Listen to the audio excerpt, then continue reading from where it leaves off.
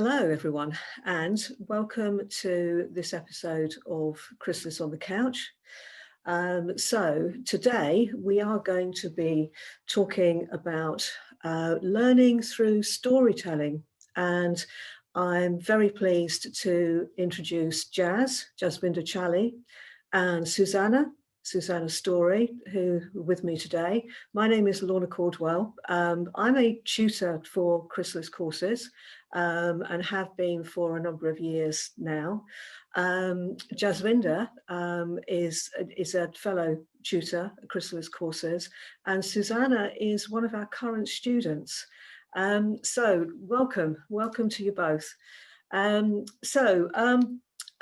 Just before we start, can I just remind everybody who may be watching this that if you are enjoying our presentation here, then do remember to hit that like button, subscribe to our channel. We have many more videos of Chrysalis on the Couch episodes here. So thank you for joining us. So Jazz, can I come to you first? Yes, can you tell us a little bit about your teaching and the other involvements that you have in self-development generally, and indeed and in teaching and therapy? Yes, okay. At the moment, I am a year one hypnotherapy tutor with Chrysalis. I have been with Chrysalis now for quite a long time. I think it might be coming on to 15 years. And before Chrysalis, I was teaching the CPCAB counselling and psychotherapy course for about 8 years. And so I have been in the field of teaching for quite a long time. As well as counselling, psychotherapy and hypnotherapy, I do run lots of different workshops that are again towards healing and well-being, because I'm also interested in some of the spiritual philosophies, and also I'm a yoga teacher as well. And so I do teach yoga and meditation as well. So there's several things that I do, but I combine them all with a view to helping and healing my clients and myself as well, because it's always a continuous journey. And I love every minute of, everything that I do. That's why, it keeps me going, because I just love the work that I do. Yeah. Okay, thank you for that. I want to, in a moment, bring us back to perhaps some more recent work that you've been involved in, and in particular something very exciting that's happened for you. But can we just come over to Suzanna now? And Suzanna, welcome. And so your experience with Chrysalis is as a current student, and I believe that you are also practicing as a therapist and involved in some other projects as well. Is that right? Yeah, that's right. I started the Chrysalis course a couple of years ago now, so I'm just about to go into my third year. And yeah, absolutely love the learning journey. I've met some amazing people on this course as well.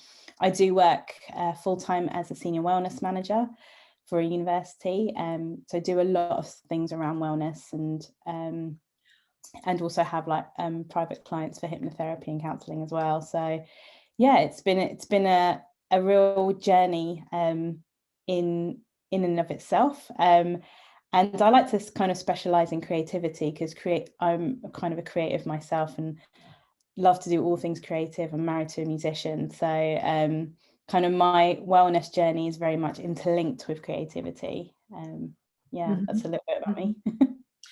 And I think that that leads us on really neatly, doesn't it? To think about one of our main threads for today, maybe is wellness and creativity. So well-being and creativity. Jazz, you've been very busy creatively recently, I understand.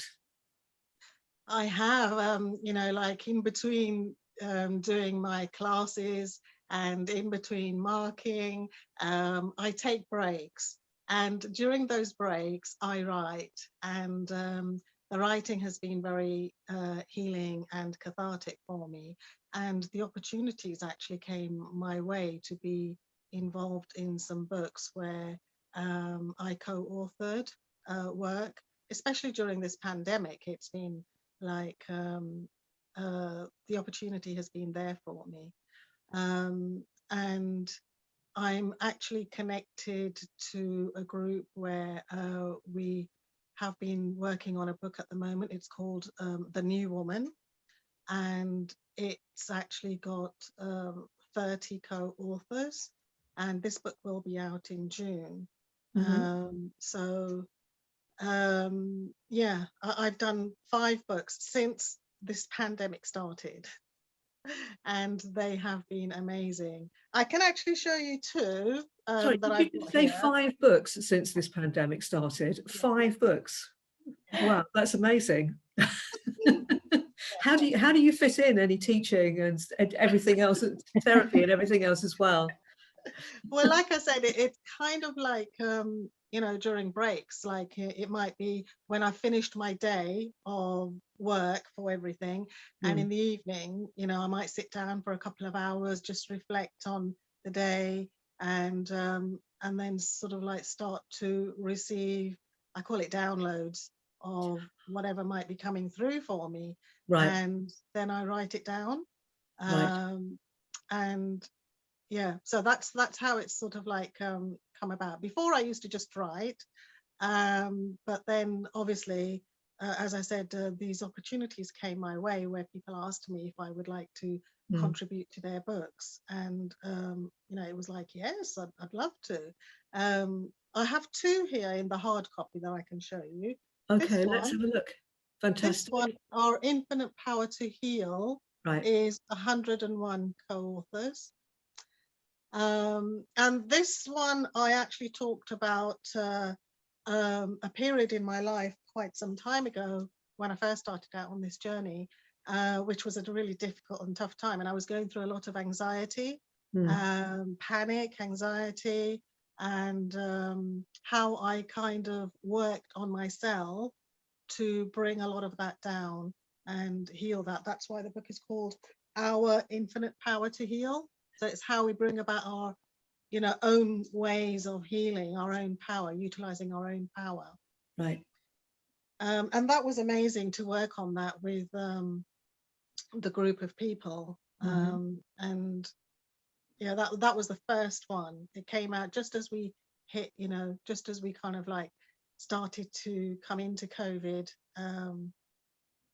That happened very quickly. And then this one was like an overnight thing, really. What happened was the lady had already had her co-authors, and I think one of them withdrew for some reason, and then she contacted me just out of the blue. And this chapter was more involved for what she wanted, and obviously my resistance came up because I thought, do I really want to share that with the world? Am I ready for it? Right. Because it was quite a lot of intimate detail. Yeah.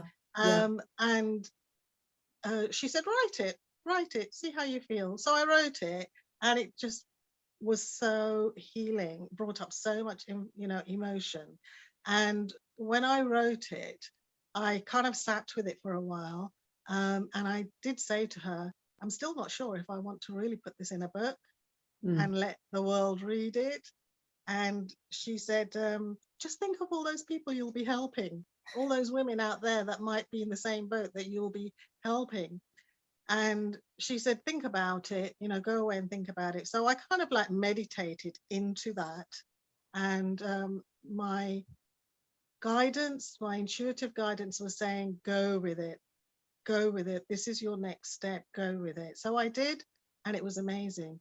It was powerfully healing for me. And as a result, you know, it brought up other interviews and things that I did with various people talking about the story.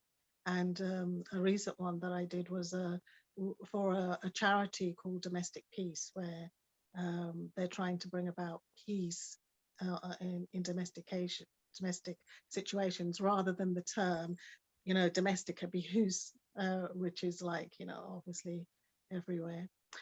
So yeah, then I kind of like had a little bit of a break, and then another lady said to me, oh, you're into healing, and you know, because I had put up a post about rebirth. I was talking about rebirth, and she actually wanted to call her book Rebirth. And then I contributed into that. That one was called The Voice of a Rebirthing My Yoga Journey Through the Voice of a Diva, because I talked about how hard and difficult it was in terms of using my voice and being allowed to use it, and how yoga really helped me to shift quite a lot of energy in kind of like bringing up my voice, because I was known to be like the very quiet person as I was growing up.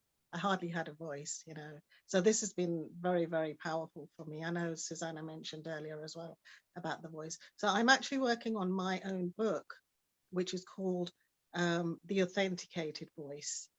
And that's going to be very much about my journey, but with a view for the reader to read, so it links into their issues about not being able to use their voice. Yeah, so this latest one, as I said, is The New Woman. And the lady who's leading that is a women's ambassador, and she's doing really, really well. And she had been following me for some time to see, you know, the kind of work that I do and what I'm involved in and what I've been doing. We've been connected for maybe 5 or 6 years now, and she said that she's really impressed with a lot of the stuff that I do. And yeah, so then she put me forward for an award, Right. which I received on international. Yeah. Okay, so and what's the award? The award is for working with women. So it's an international Women Achiever Award. And it's like the work that you've done, you know, like over a long time with women, and they just wanted to acknowledge and honor that, because I have been working with women and women's issues for about 30 years now, and I spent a lot of years counseling in the field of domestic abuse and mental health and homelessness. I was very lucky very early on in my training, when I had just qualified as a counsellor,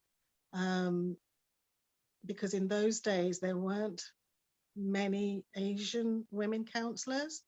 And it was when the Home Office also recognised that there was a rapid rise in relationship breakdown, which wasn't known before in the Asian community. And so there was funding that was provided to offer counselling, especially for women who in domestic abuse cases. And there weren't that many counsellors around at the time. And I was, you know, taken on to be the counsellor for this project. But as a result of that, I was then being called to other groups that I was connected to. They were getting funding, you know, like for mental health and all sorts of things. So I was all across Bedfordshire. I was running around to different organisations covering these counselling projects and working with so many different women, you know, from lots of different backgrounds. And some of them had language difficulties. And, you know, obviously I come from an English speaking background and a Punjabi speaking background. But with a lot of the women, I was able to get by somehow because some of the words cross over. I mean, some of my clients were like Pakistani Urdu speaking, for example. And with Urdu, some of the words can cross over into Punjabi or Hindi. And so, you know, I learned a lot from these women. I learned a lot from my clients. It improved my language skills enormously, you know, and so many things I learned about the culture. I was brought up in this country, but I learned about Asian culture in a much, much deeper way than I'd ever known it before through my clients. And yeah, it was amazing. That's very interesting, isn't it? So, well, thanks so much for just framing that for us. And so it's really interesting to hear that those kind of those multi layers of healing in terms of your work, your writing, your storytelling, and Suzanna, I understand that you also published work, and do you find the same, that there are sort of multi layers of what you gain from that and what you feel you're giving from that as well? Absolutely. I think so. I published a book of poetry, and it was like what Jazz said earlier, it was very cathartic in writing it down. It was kind of a walk through my experience growing up in England in a first generation immigrant household. So my parents are first generation immigrants from Sri Lanka. And so their view of what relationships should be like and how we should behave was very different from what I was being exposed to at school growing up, going to very British schools. Right. And so what we were allowed to say and what we were allowed to think, was very much determined by this kind of very cultural upbringing. And I found that writing it down enabled me to kind of almost sift through this duality and make sense of my internal world. I didn't actually write it till much later in life, but in that process, some of it was stuff that I'd written when I was younger and then picked it up and like shaped it more for poetry. And some of it was written closer to the time that I published the book. And yeah, it was that real sense of being able to find my voice and share that. And a lot of the feedback that came back was, things like other people, other women in particular, who had gone through the same experiences. It was like I was able to give them language for their feelings by writing down my own. And so that kind of form of storytelling was very much healing for me and myself, but also for people that were going through similar situations. Yeah, and it's something that just seems to be so fundamental, really. So fundamental for the teller and the receiver. And I don't know whether whether it's really strongly recognised always. We have so much around us now, don't we? So much around us in terms of things that we can do, things that we can become involved in. And we've got so much communication.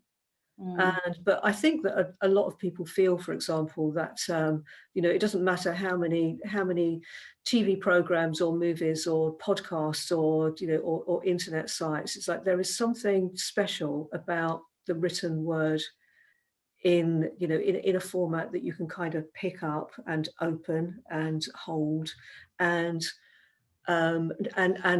what's kind of going into that. So I mean, Jazz, you mentioned what was the expression you used? That you were downloading? You were downloading? Yes, downloading. Yeah. Sometimes in the evening, like after my day's work, everything that I've done for work, and I'm just reflecting and winding down. It's like I just get this download of information. Right. From writing. Is that the same for you, Suzanna? I mean, how does the poetry, I heard you mention that you're very often writing about experiences which you experienced much earlier in your life, but you've written them more recently, and perhaps there's a right time when this comes. Absolutely. I think part of me even writing this book came as a result of me starting the Chrysalis course and becoming more self-aware. I think, it was the first time I'd really stopped to take stock of my own emotions. And then I had all of these emotions that I kind of buried, and they'd all come to surface, but had no outlet for them. And so for me, writing poetry became that outlet. It became the language of my feelings on a page. And when it came to the process of writing it, for me, it was about going back to that emotion, remembering what it felt like. And then it was very much like what Jazz says, it was like a download, that the words just started to tumble out and I just started to type them onto my computer. But it was very much like connecting with that emotion, connecting with that memory, especially in the first year, because in hypnotherapy, you do so much around regression and inner child work, that for me, that was very much part of my inner child work, and recognizing my inner child and saying, hey, I see you, I'm here for you, I'm here, I'm going to listen to you, and I'm going to write for you, you know. So right. Yeah, it was definitely a part of my healing journey. And also being able to find my sense of autonomy and be able to find, like, what's my voice? What was the voice of society? What was the voice of my parents? What were the voice of my siblings? Like, what was the voice of the culture around me? And where's my voice in all of this? And being able to, like, connect with that emotion and be able to put it on a page unhindered by other outside perspectives was very much a part of the healing journey, which I wouldn't have really had language for had I not started this healing journey of studying and learning more about myself, and then meeting other people that were on that like-minded journey as well, and sharing stories in that way. So yeah, I would say it's definitely a pivotal changing point for me. That's so fascinating, isn't it? And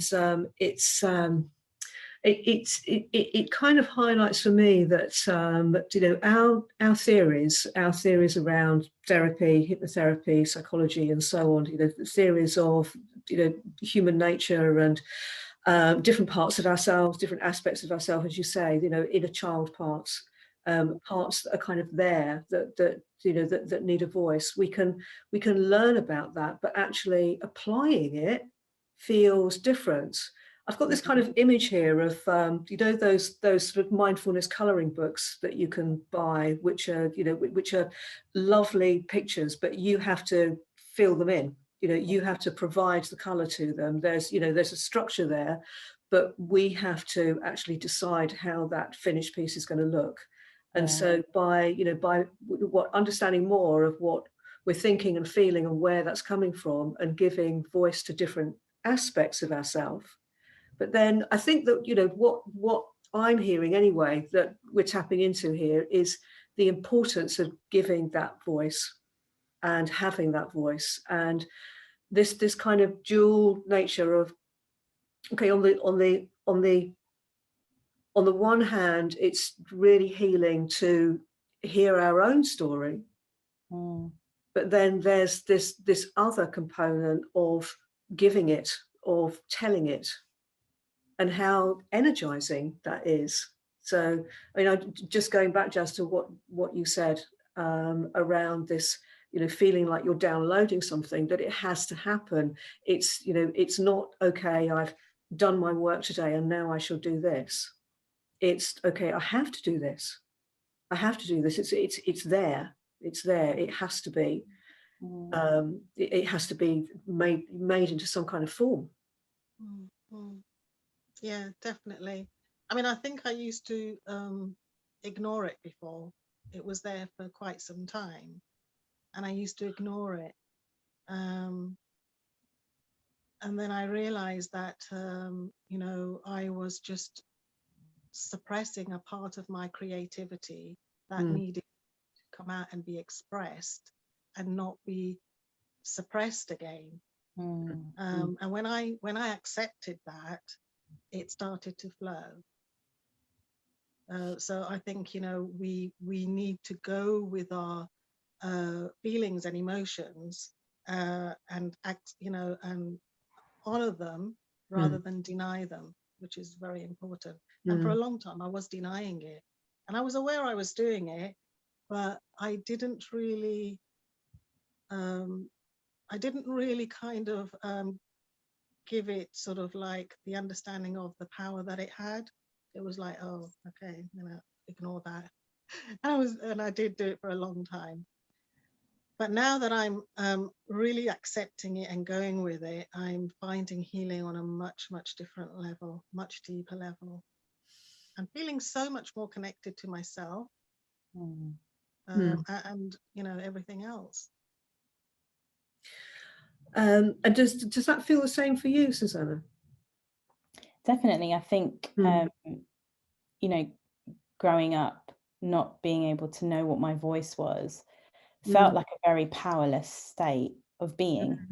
And, you know, along with, you know, for my healing journey, I would say that before I started really going to therapy and starting learning more about myself, I was very codependent. I was very much a people pleaser, always needing other people's approval, not really ever feeling good about myself, a real sense of powerlessness. And going on that therapeutic journey was almost like a journey of taking my power back and writing the book and writing it, putting pen to paper, if you like, or was like the ultimate act of autonomy, the ultimate act of taking my power back and saying, like, I have a voice and I'm not afraid to use it, kind of thing. But not in a detrimental way, but in a very much a healthy sense of autonomy and a healthy sense of self, which I don't think previous to this I had, and so I wasn't able to verbalize it in the way that, you know, writing it down has enabled me to do. So yeah, I would definitely agree with that. Yeah, and it's great to hear you refer there to taking your power back rather than, you know, finding a power or or gaining a power, if you like. It's like, okay, well, you know, there's a part of me deep inside that knows I've always had this. I've always had this power. It's, you know, it may have been very much there at the back of things for various reasons, but I've brought it forward now. Yeah, definitely. I think it was that real journey from having a sense of like, I know I'm supposed to do something, to now I recognize what I have and I can use it. And yeah, I think part of that journey has been through storytelling. Part of it has been through hearing other people's stories and being inspired by other people's healing journeys. And going, you know, and even just learning and doing a course like I am doing now, like even just learning more about psychology and counseling and theory, and being able to apply that practically to my own life and to, you know, the lives of the, you know, the clients that we work with, and being able to see those changes and see those differences happen has been like an amazing part of that journey. And, you know, I think storytelling is so interwoven into that journey. Yeah, it so is, isn't it? I mean, it just seems such a fundamental, and it, you know, it makes me kind of recognize, well, realize really, or feel anyway, that we've kind of lost something in our kind of mass communication that we can have now, and stories that can be passed down from one generation to another, and you know, are you know, going back to learning through storytelling. You know, I mean, there's so much of what we would have learned perhaps in times gone by would have been through storytelling. And I don't know, I mean, do you think that we just tell stories in different ways now, or do you think that there is something that we need to bring back, when, you know, the art of actually sitting and listening to each other and having the space and passing on something that actually can't be passed on in other ways apart from by storytelling?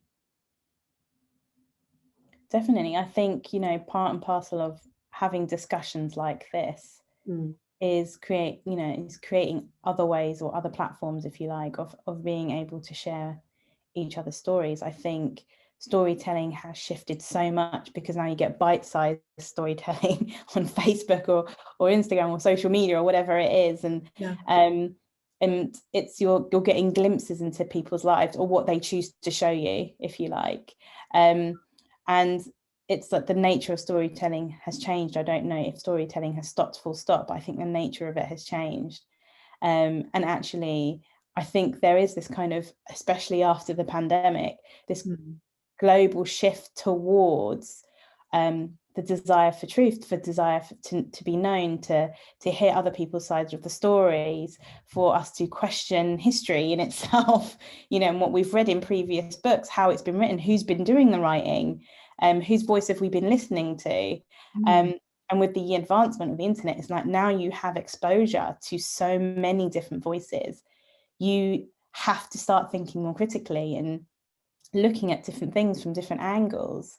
But I think that's part of the excitement, the exploration, the adventure of discovering ourselves in the world around us, is being able to hear so many different voices, and find where we sit in the midst of all of that. Yeah. So we could look at this, you know, again, that, you know, the internet is a vehicle that can be used for everybody to have that vehicle, that we don't have to feel, perhaps we've been through some kind of period of, you know, restriction of, you know, the loudest voices are the ones we hear. And, you know, now that's kind of even itself out, where, you know, where there's, you know, there's more opportunities and more platforms. Absolutely. What do you think, Jazz? I feel a lot of the old ways are coming back, although the internet has been big and some people, you know, have got really absorbed in internet ways, social media, etc. Some of the old ways are coming back because people are realizing that we need to return back to nature. I'm involved in some groups. Well, I haven't been able to go because of pandemic, but prior to pandemic and lockdown, I used to go to groups regularly, you know, like fire ceremonies, where we sit and do ceremonial ritual work and storytelling.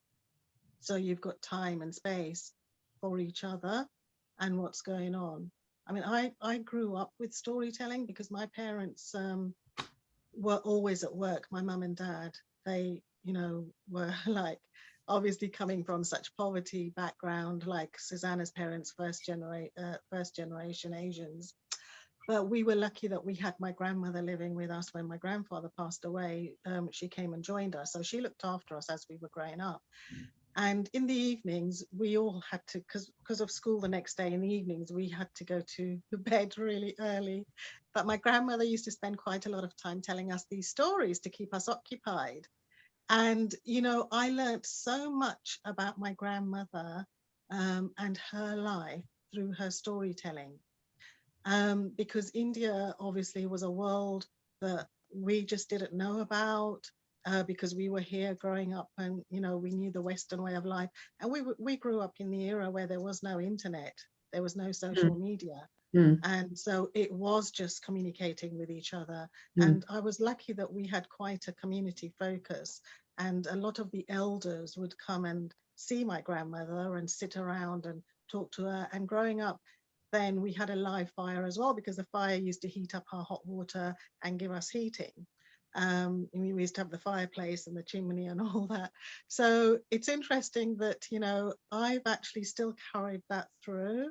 And I'm still involved in communities. I'm involved in some, you know, some people call them like shamanic communities as well, where we do fire ceremonies and certain rituals. And we sit and everybody has a turn to share and tell stories, you know, about, we sometimes have themes. So for me, it's kind of like being there all the way through. And I feel though, it's coming back big time. It's coming back and we're returning back to nature. And I like a lot of the Native American philosophy, and storytelling is very big in their culture.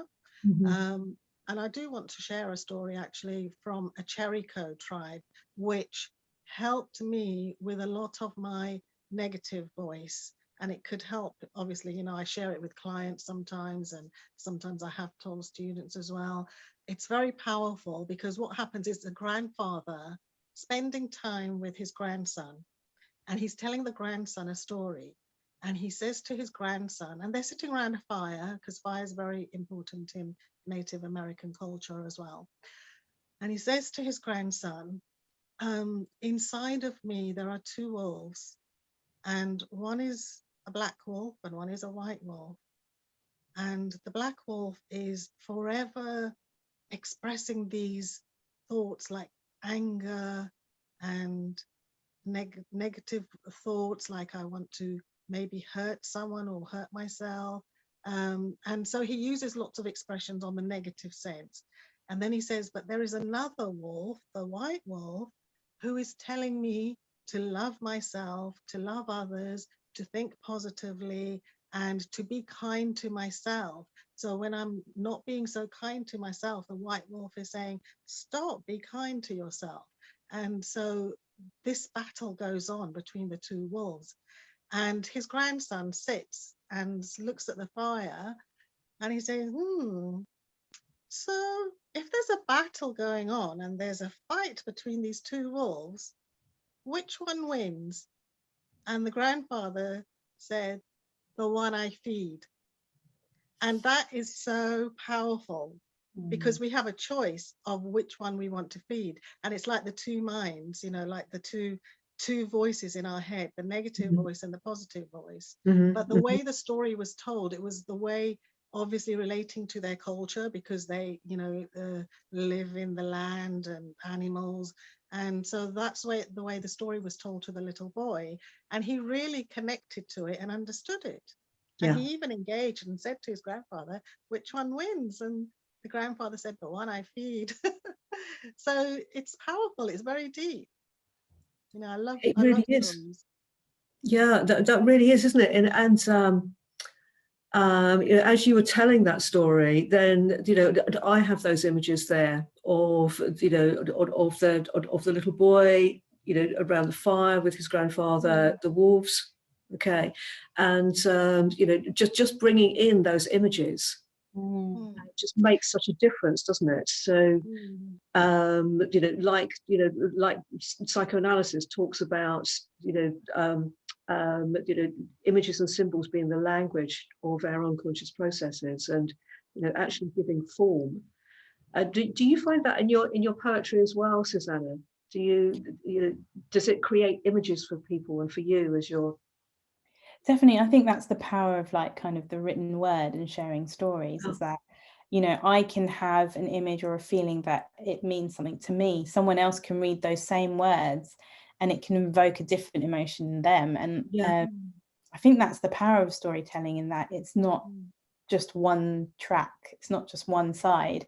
It can be so pluralistic in its meaning and its wider acknowledgement. It can mean so many different things to so many different people from so many different cultures. And I think that's the real power of storytelling. Like, you can imagine that scene of what Jazz just shared, like in one way. Maybe you're in a forest, I can hear the same story and I can imagine them on a mountaintop. Like there's so many different interpretations that we can add to that. And I think that's how we derive meaning, by applying our own inner voice to the voice of what we're hearing and finding meaning in the midst of that.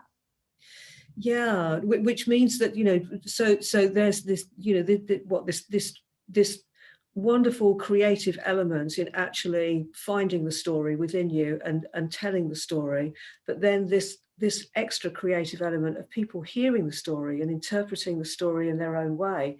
And which is perhaps how really old tales, for example, end up being sort of quite often sort of wonderfully colourful and hugely exaggerated, because of a retelling and what people needed to hear and then to pass on to other people. So and I love that idea, Jazz.